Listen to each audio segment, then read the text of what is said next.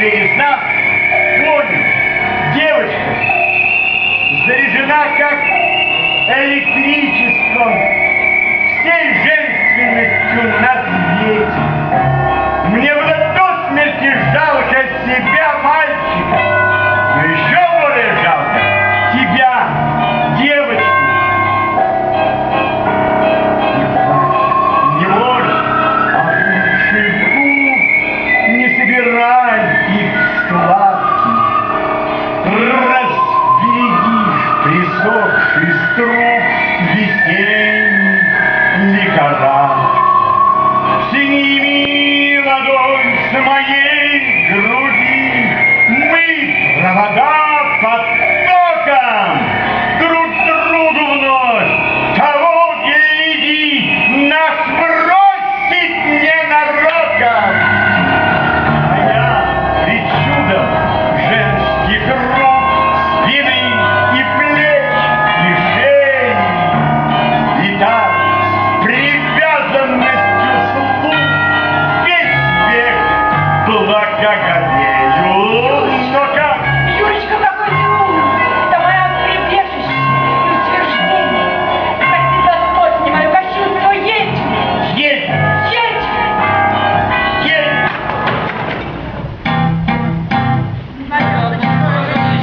Варились, распорядились. Все время подхлёстываем себя спешкой. Это не жизнь, а театральная постановка. Кукольная комедия. Укорелое метание духи времени. У меня нет уверенности, что мы здесь долго продержимся.